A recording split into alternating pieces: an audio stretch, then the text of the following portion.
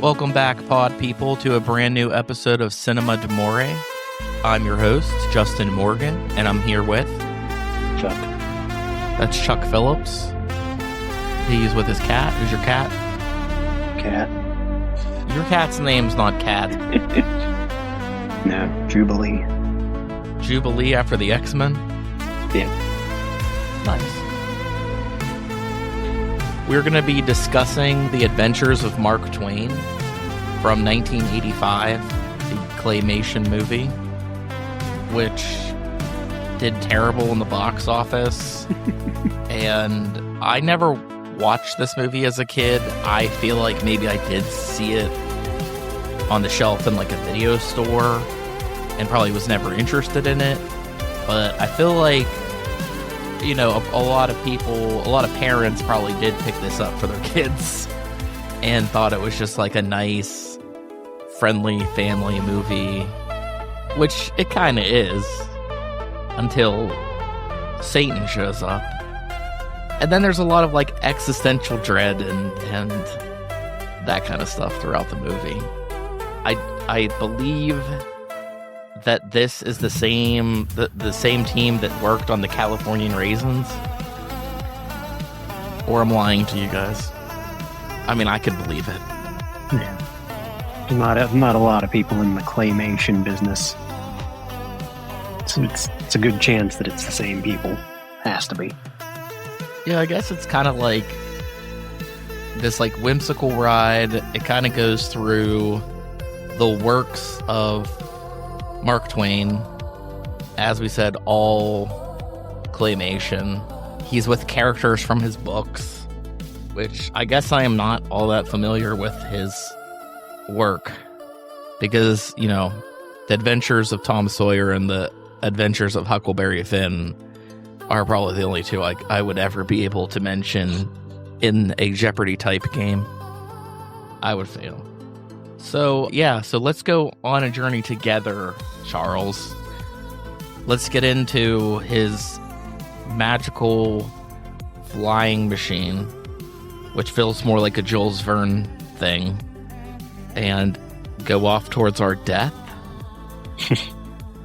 No, it's not. It's not death. He's just flying for a comet. Halley's Comet. Yeah. And there's two versions of him. The light and the dark version. Yeah, which... Have you heard about that? They sum it up nicely in the end of the movie, but they don't really say what the hell's going on for most of the movie when you see... I mean, I don't know if you necessarily know it's him. There are shots that look like him, but there's shots where it's like clearly another person that's on board this flying balloon thing. What are they? Aeronauts is what Tom Sawyer keeps saying because he's dumb. I like can't emphasize enough that he's dumb. Yeah. So essentially, for some reason, Tom Sawyer, Huckleberry Finn, and is it Becky Thatcher? All characters from the Tom Sawyer and Huckleberry Finn books. It seems to take place in their world, but they're very aware of who Mark Twain is. And Mark Twain, who was born, I think it said like 1835. He was born, it had like a Star Wars text coming up that was explaining that he was born the same time as Halley's Comet passed. And Halley's Comet comes back every 75 years. So he's ready to drink the Kool-Aid and go off into another life when Halley's Comet comes back. But yeah, Tom Sawyer's upset because there's nothing left to explore in the world. And then Becky Thatcher's pretty poorly written and they're misogynist against her. And Huck Finn's kind of dumb. He's just kind of there. He just wants to smoke his pipe and... wants to smoke a pipe and hang out with his frog. Yeah, which I think the frog's from another book, because we kind of go over that story a little bit too. Yeah. I don't know. I don't... I guess I should put it this way, like, have you seen this movie before, Chuck? Let's just start at that point. Is this a first time watch for you? Yeah. So you didn't grow up with it in any way whatsoever, and neither did I. Yeah. I can't think of very many claymation movies. I mean, I guess we kind of get into them with Nightmare Before Christmas type stuff, but It's like Rudolph. They're not all Christmas, but they're not all Christmas. They're not all Christmas, Dad. Yeah, and it's also like, I mean, it's definitely one of those, it feels like whoever made this is trying to make an acid trip for kids. I would absolutely say that this is for kids. The tough kids, the cool kids. I don't know about the cool kids, but it definitely is trusting kids with a lot of heavy themes and in a weird way. How would you describe the tone to somebody? Describe the tone to the audience. Kind of whimsical. It's weird. I think there's, like, I don't know. I think the parts that maybe were the most interesting were the parts where it was just like them adventuring on their ship. Like, I was like, oh, this is got, like, it's kind of like it is like a little bit of a fun sci-fi fantasy kind of thing. And then it I would say they tried to just, they definitely loved Mark Twain's books, which I would say the same thing. I really don't know a ton of Mark Twain other than Huck Finn and Tom Sawyer. Like, I know he wrote a bunch of stuff, but I've never read most of it. Which he does have a good line in it that is a very, very true line. Oh, it's a classic. What's that mean? That's a book that everyone wants to say they've read, but no one actually wants to read. And I'm like, is he describing Mark Twain's work in some way? Like it's like, those are books people want to say they've read, but they don't actually read them. So yeah, I wasn't familiar with any of the stories other than Tom Sawyer and Huck Finn.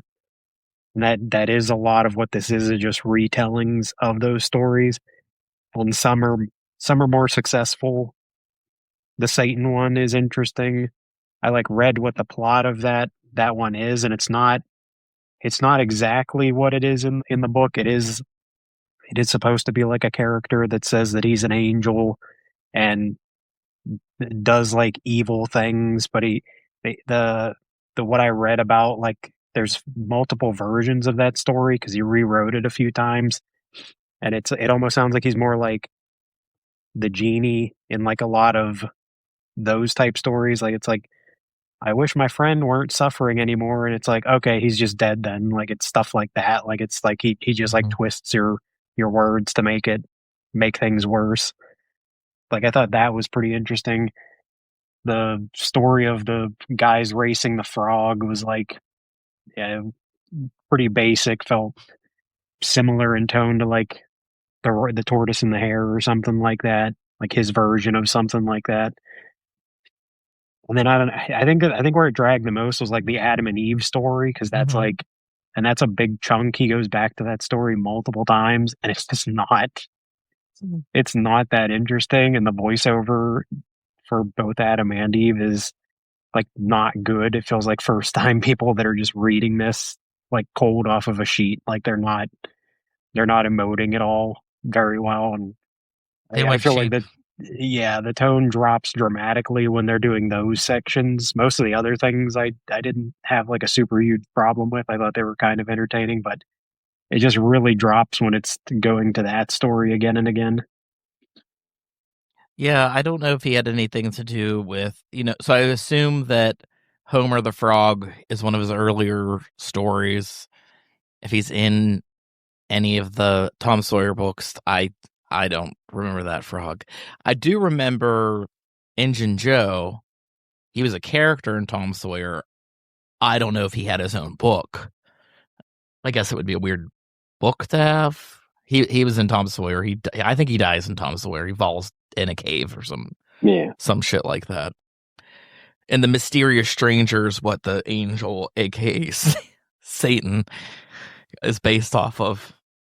And yeah, I don't know what the Adam and Eve stuff is. Like, did he write a book about Adam and did he do his own interpretation of the book of Genesis?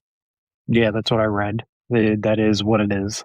I mean, I don't know how accurate that is to what his book is. I would assume it's probably close, but I think it was listed as two separate books. Like there are two books that both are like the Diary of Adam, and the other one's like the Diary of Eve or something like that. So apparently he did write those. I do love the animation. I thought the animation was fun even in the Adam and Eve parts, but I don't think that, like you said, something about it just felt like they, at least the voice actors, are getting very tired of to doing these roles. I mean, it's very basic. I don't think that it gets very like in depth or deep until the end of that story kind of becomes the Mark Twain wanting his wife. Like these people have lived so long and they know that they're going to die, and each of them are like hoping they'll die before the other one. And then Adam becomes Mark Twain in Mark Twain's version. So I guess they're very blatantly trying to say that Mark Twain is, his DNA is in all of his characters and even the dark stuff, which I think is kind of weird because when they introduced the other Mark Twain and he's like, I'm the bad Mark Twain. he's like, he's not necessarily evil. He's just saying that he's like all the things that you don't want to reveal about yourself. He's like, every person's the moon and I'm the dark side of the moon. So, which I guess is another good analogy. I really hope this is his writing. I hope they pulled some of this stuff from the things that he's written. Like conceptually it makes sense, and I think it's kind of fun. Some of it's also kind of disturbing. It's not just the Satan character who is a very weird designed character of like a mask not on anything, but the kids kind of freak me out a little bit because it makes me think of that art style where people can't draw kids well, so they're pretty much just like short adults, and they kind of look like the animated design for The Hobbit. Like they have huge feet and they're short and stocky. But I like some things too where like I don't know if, when I say some things, I like the animation style for movement in some cases. The story with the frog that you said, that Homer, that's kind of basic. I like how every time he jumped, he kind of like turned into a blob of clay to move from like spot to spot. Also, is like what, and he's like just chilling with them in the beginning too, on their raft. I don't know. What do you think about Mark Twain as a character? He's not exactly guiding the story like a narrator. Like, yeah, he's telling his own stories more or less. They kind of have this like magical element of having doorways or access to his stories through like almost like portals. That's where we see the Injun Joe thing where he's like all deranged looking and they're like, I don't want to go in there. And I'm like, does Tom Sawyer know that story? Like, when was Tom Sawyer picked out of the Tom Sawyer books? Because this Yeah, is they do kind of like mess with that a little bit because I think like Mark Twain says things like oh, got to move that one. That one's not published yet. Like he knows his own future. He talks about like, oh, I need to save that book. That's a Mhm. future one. Yeah, that'll Yeah, be but it published is. after I'm gone, which goes into your like if they had multiple drafts and versions of it, like did they publish it and then they're like, oh shit, he wrote this one after, so this is the most updated version. I'm It sorry. is. It is weird. You're right about it being. Everything about this movie does feel more. It feels way more sci-fi than anything Mark Twain did. Like a lot of his stories and most of like what at least again, at least what I'm familiar with. Maybe he was more sci-fi and things that I haven't read. I don't think so because he was like he kind of like predates a lot of that stuff from when he was writing. But yeah, it is a weird tone that they go for. That he's the I feel like it almost like would make more sense if it was just I don't know, he was in like a hot air balloon that was blowing around and he was like, "Oh, if I run into the comet." But they're like, no, they give him like a futuristic machine that has like has portals that open to other dimensions. Then we do also get that weird random story of the guy that ends up in the alien universe or something like that in like their version of heaven. Hmm. And Oh yeah, yeah, he's super yeah. confused and doesn't understand. He's like, I don't understand. This doesn't seem like heaven to me. Where's my halo? Where's my Bible? Where's my harp? Yeah, he does say he's not interested in. He's been to every continent that he would ever want to be go to, but the only other places that interest him are heaven and hell. Yeah, Heaven and for the yeah, I think climate, of him. hell for the company. Which again feels like that probably is like a quote that he said at some point in his life. Like that probably is like a random quote he said at some point. Yeah, I get him as like he's like the great American novelist, and I kind of took it as he did like more grounded things. Obviously, The Mysterious Stranger's not as grounded, but I never read it, so maybe to some extent it could be, you know? Somebody's telling you that they're an angel and you're not seeing anything supernatural. Like, I guess the story could still take place in our world. Anyone could be like, yeah, I'm an angel. But the reason I picked this movie was I just happened to come across that scene and just that line of like, what are you? I'm an angel. What's your name? Satan. I'm like, what? Like, what the hell? It's so funny. It's such a There's great, like that's a pretty unfortunate name. it's a really great. And then, yeah, I saw it was like a kids thing. It's on Amazon Prime right now. I don't know how long it's been there, how long it's going to stay there. I mean, it was on YouTube as well. I think it's like it might be like public domain or something like that. It can't even be. I don't know. They just gave it If no away. They're like, one, we don't care. We're not suing anybody. yeah, if no one renews the copyright on it. Is that where you watched it then? YouTube? No, I watched it on Amazon, but I saw Oh, it okay. was it popped up when I searched it. It popped up immediately and was like 1 hour and 24 minutes on YouTube. Yeah. Again, not a long movie. It doesn't really feel long, except for maybe the Adam and Eve stuff ish in the middle. That seems to take up like a huge chunk of the story. It's very weirdly like philosophical. Like it takes the religious aspects of Adam and Eve and kind of makes it into, I don't want to say more realistic, but more like science. Is it science based? Would you? I don't know. It just is more like I don't know. I guess I would say more grounded. I like yeah, kind of like you said. It does kind of it really doesn't reference the most religious aspect other than like the very beginning when it's like God creating the Hmm. universe and then he like creates Adam and it's like Like, oh, him it is waking kind of up. like funny. He's like talking to himself. Yeah. He's like Adam's gonna like this. Hmm. Oh yeah, he's gonna think this is cool. When God has to wake Adam up and it's just a human hand. It's just like the clay, the animator's hand, just like poking at him. Do you think that the claymation like suits this story?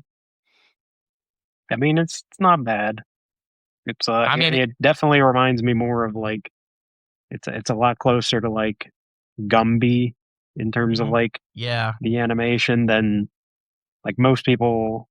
I feel like anyone that thinks of like stop motion and claymation, which are similar but are two different things. Like instead of I think like more like stop motion is just very detailed models that are moved by hand, whereas Mhm. claymation is like they're molding these things as they move. So yeah, like you said, how like the something in like mid frame will just turn into like a blob of clay and then turn back into whatever it's supposed to be.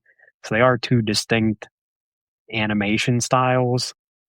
And this may be like the last big claymation thing before anyone went to like full on stop motion for something like that, like with Nightmare Before Christmas or James and the Giant Peach. Like I don't know of anything that's really been made in claymation since then. No, I don't either. And if they did do it nowadays, I wouldn't be surprised if it was computer animated to look like clay, Yeah. something like that. I'm just trying to think. I mean, I wonder why they chose this story, The Adventures of Mark Twain. I did see there was an older movie with the same name, so I don't know if it's like a similar concept. Maybe it's just easier to be more whimsical at that time in the 80s with like an animated format. I don't know why clay. Maybe it was just somebody that's like, this is my medium, and I'm just looking for the perfect story to tell, and I'm gonna go with the Mark Twain story. Because like it could be as easily could be a live action story. It could be, yeah, it could be a live action story, or could have definitely made, yeah, go even further into like fantasy, like adapt an actual like fantasy story or something like that. Yeah, I would assume the person just really, really loved Mark Twain. or do the mysterious stranger type thing. Yeah. Maybe they didn't want to make a kids movie, and they're like, God damn it, you're making Mark Twain. And they're like, all right, fine, so be it. I won't sneak anything in there. So like I've done the raisins already. Where can I go from there? Yeah. You know, like there are some cool effects in this too, where when they do the passage of time, and you know, like especially when God's creating Earth, and you see like random stuff start to mold and become different things, like shape shift, and I don't know, they really seem like they were having fun with it. I do like to, I guess Adam and Eve's the prime example of it in this story, but like they actually start aging the clay. So like Adam actually starts to, like, when he has kids and stuff, he's starting to look older. They're like distinctly making him look older. So I kind of appreciated that. And yeah, I kind of liked how imperfect it was. It was just like, we did our best. I don't really know what more you want. I actually wouldn't be surprised if this is something that our former host Lexi brought up at some point. I mean, I don't have any recollection of it, but you go back, it's probably like, oh, The Adventures of Mark Twain, and or just like, yeah, whatever that is. Yeah, I mean, I definitely would like to see more claymation. But like you, I don't really know how much we could discuss if we could maybe bring it back to an older time, because I don't really think there's a lot of, like, even this movie when it started, they advertise it like it's VistaVision. They're like, it's in claymation, copywritten, you know, all rights reserved, that type of thing. How many people would you recommend this movie to, Chuck? It's a very, very specific. It's like I'd recommend it to maybe 5. I would be recommending it to people just because of how wild it actually ends up being. But I don't know if I'd be able to sell it without, like, just, you know, straight up telling the people what interests me the most. Yeah. I'd be It's like, like there's a great Satan scene in there that you're going to love. it definitely just falls, I think, into the category of, yeah, like it's not bad. I thought it was good. It was entertaining, but I think there's just so many. Probably at the time that it came out, it probably was considered like, well, man, that's like crazy. Though we've never seen animation that unique and interesting. But I feel like it's just been surpassed so much since then by all the anything else you've seen stop motion, like any of the Leica movies, like Coraline, Kubo, any of those things that you've seen now. It makes it, I don't want to say it like makes it look terrible, but like it ages very very poorly when you look back on it. Even like Wallace and Gromit, it looks bad in comparison. Yeah, yeah. There's so many other movies. If I wanted to tell someone like, oh, you should watch like a stop motion or claymation type movie, this would be like way down on the list only because it's just not it doesn't have the polish that a lot of these other movies do. I would say though, if you're just looking for a night to chill, maybe you have weed or something, The Adventures of Mark Twain might be worth checking out at that point in time. I was impressed with how easy it was to find. I thought, no way am I going to be able to find this movie, and it was just like, yeah, it's pretty much everywhere. No one's looking for it. It's sad. But yeah, it does. It has like this existential like dread thing where Mark Twain's just trying to get up to Halley's Comet, which I mean, just shows that Mark Twain doesn't understand how the world works. But anyways, it does have like a weird sequence that's like part 2001 and part some weird fantasy epic where like the front of the ship is like fighting. I don't think he understands what a comet is, but like but when they're up in like going into it, I guess, and it's like more fantasy driven and it just like rocks and I don't know. But the front of the ship that's just fighting them with her sword. And I do like the kids thinking like, are we all gonna die? If I was Mark Twain, I would have said, you should have thought about that before you got on my ship. JK, you're gonna be fine. You can have my ship. Like, we're gonna destroy the ship. And he's like, I was gonna give it to you. Oh, maybe we shouldn't destroy it then. I do like the way too, whenever they had that like the airbag's gonna explode and kill us all. And the only one that could get it was that frog who hopped up by the button, but then it was like evil Mark Twain who ashed out a cigar and it scared the frog into pushing the button. I did, and all that dread that all the characters have, like, fuck, he didn't do it. And they're just like, yeah, he was just a frog, so. It was like a 1 in a million chance that he was actually gonna do that, so. Yeah. But, yeah, I don't know. I guess it's kind of like, definitely check it out. I went in for the claymation. It's really like juggling some like heavy themes, hope and despair, stuff like that. Yeah. I wouldn't avoid it. It actually kind of, I think the thing I liked the most about the movie was as I was watching it, it made me think of like the stuff that we watched as kids, where it's like, who in the hell made this for us? Because they would not be making this movie for kids today. Like there's like a philosophical level here that it's entwined in the story. And I feel like everything else is like kind of there's dumbed down. There's philosophical levels in animation today. You don't watch the Toy Story movies and feel that existential drama. Yeah, they do. They do get me with Pixar. Does get me every once in a while. Maybe it's having a comeback of sorts. Like I was thinking the other day, we on television we had on Bolt. I don't know if you remember that, like rough CG animation that Disney made, and it's like those types of movies that were like the more of the like the light fluff for kids that didn't want to be deep. And I feel like Pixar kind of started that way, but they I guess when you work on something for 3 or 4 years, you gotta put some meaning into it, and that's kind of what happens with those. I would like to know too. I wonder how long it took them to even fucking make this movie, or were they just making it and just hoping that they would get the rights to it or something? Just like it had to have taken a while. you're in your basement. These are years. I don't know of anything that stop motion that's not like at least a few years. Mm-hmm.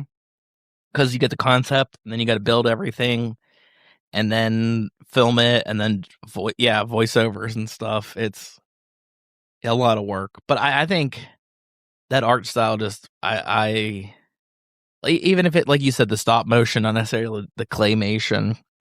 I love the Wes Anderson movies and that he's done that way. So like I would like to see more people try to like jump into like animation style. I really would be like, just bring back some ugly ass claymation.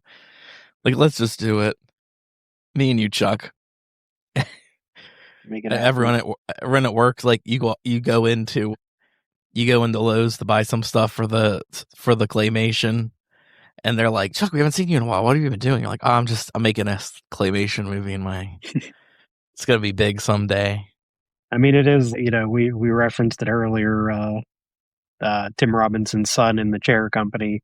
That's kind of like the joke there. He's working on that stop motion project for like weeks or whatever, and he's like, well, this is what I got, and it's like 2 seconds of animation. like, oh, that's it? And it's like, well, yeah, you're gonna add some more to it later. I didn't really think it had anything to do with it, but now when you bring it up too, maybe the claymation was in the back of my head from that show. This season of Cinema d'Amore is actually everything's based off the chair company in some way. Yeah. We're not connecting movie to movie anymore. We're connecting everything back to the chair company. It's all about Tim Robinson.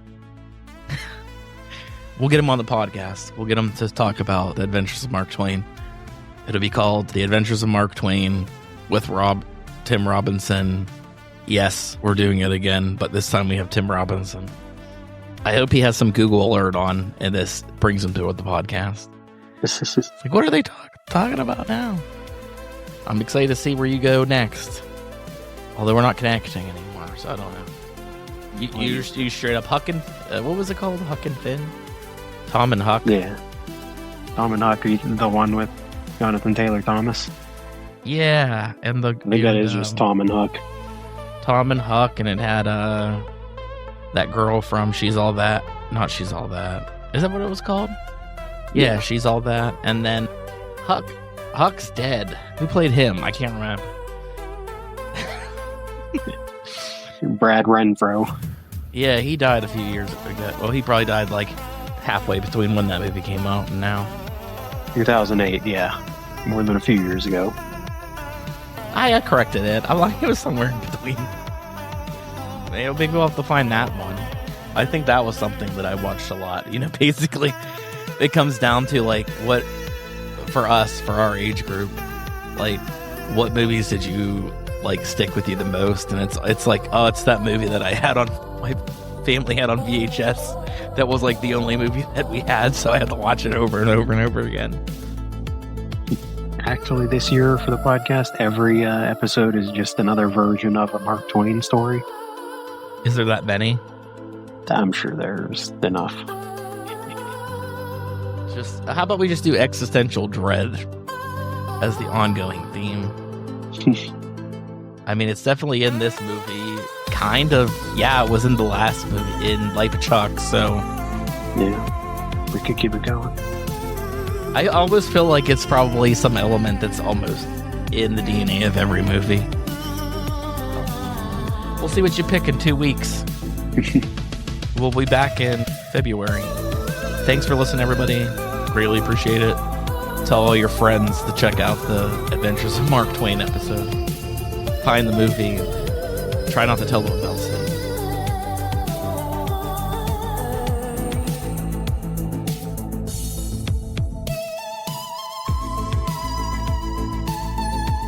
We're Cinema d'Amore. Follow us on Facebook and Twitter to stay up to date with news and information on upcoming episodes.